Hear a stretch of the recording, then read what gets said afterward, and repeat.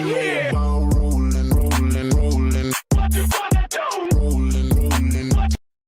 Welcome to the Man United stream. Hope you're doing well. OMG, what a game we just saw. I mean, it was nerve-wracking. First half of that game, I was absolutely worried, thinking, we're going to end up losing this game. They've got an early goal, worst start possible. In the first 3 minutes of the game, they get a goal. It was Lenny Ura should have been more physical. For me, he should have been in his face, stopping anything like that happening but early on. But overall, guys, what a game we witnessed.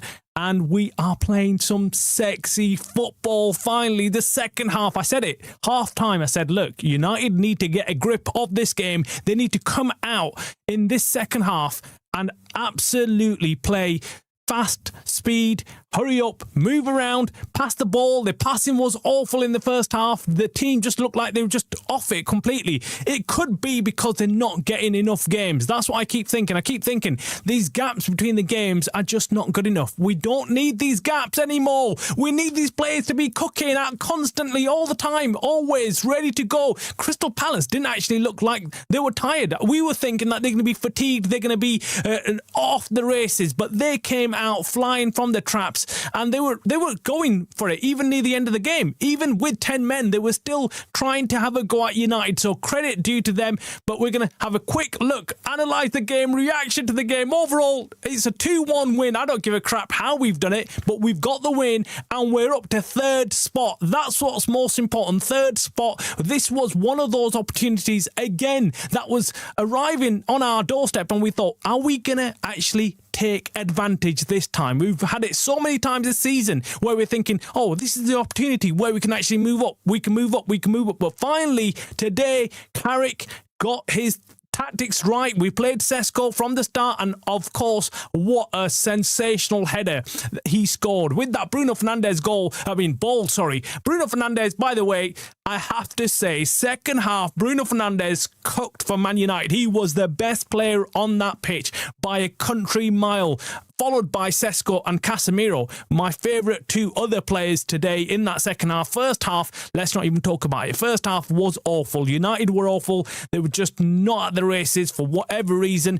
And, well, we were worried. We were all worried watching the game thinking, this is not good. The Old Trafford crowd was quiet. It just looked like it was just not going to be a good day for some odd reason. I don't know why, but second half, they came out and they became a different team. A game of two halves. That's what it was. A game of two halves. United came out and started firing on all cylinders the second half. Bruno started playing better. I think his passing was phenomenal. I mean, this is what we want from Bruno Fernandes. I think, what is he? The stats were on the screen. 13 assists in the Premier League, the most by any player. I think he's double. The next one is Shirky or Haaland it was, who was second with the most assists this season.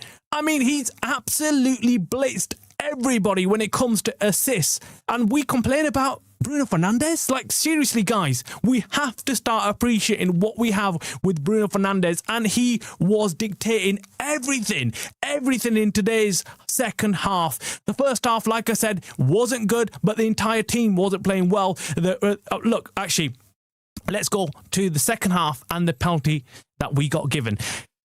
I'm going to be honest with you. Yes, it benefited United, and yes, of course, it was great.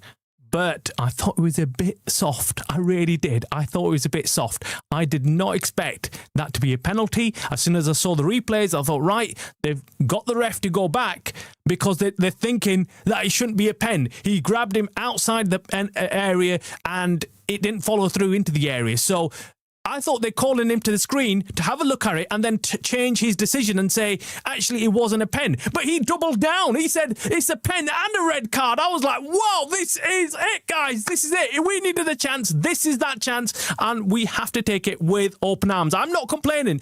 I'm not saying that we shouldn't have got the penalty and the red card on top of that. I was really happy. I was pleased. I was like, right, okay, let it be.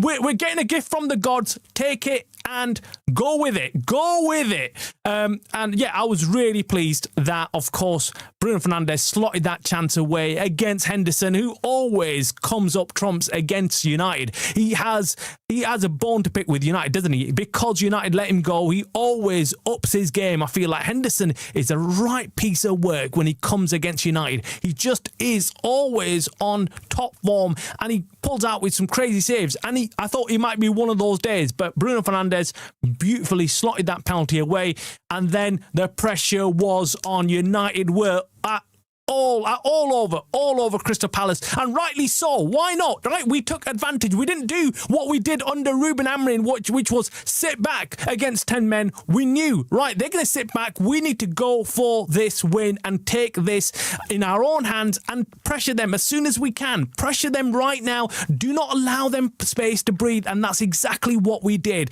And that beautiful, stunning assist, the cross from Bruno Fernandes, was absolutely point perfect, absolutely brilliant. I mean, that ball, just the way it flew into the area and on Sesko's head, and Sesko, look, it still wasn't an easy chance because he had to put a lot of power into it to get it past Henderson. And what a sensational header it was from Sesko.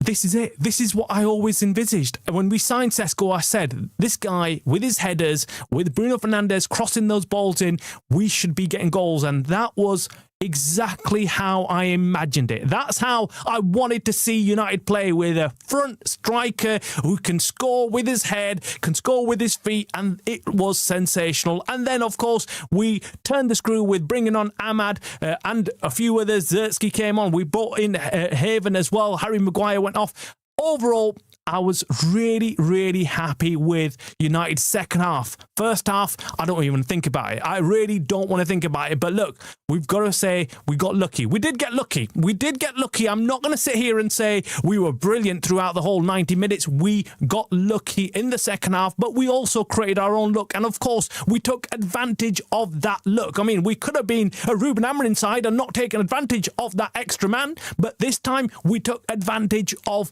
the extra man. We realised we got lucky, but we didn't just rest on our laurels. We thought, right, let's go and get the bloody win, and we did that. So I was really pleased with that, and we moved up to third spot, which might give us a little bit of room to breathe. It gives us a little bit of room to breathe, and it just allows us some extra games to kind of, I don't know, maybe, I don't want to say drop points, but look, Carrick, on we go with Carrick, on we keep on winning under Carrick and his calm, composed demeanour. I'm loving it.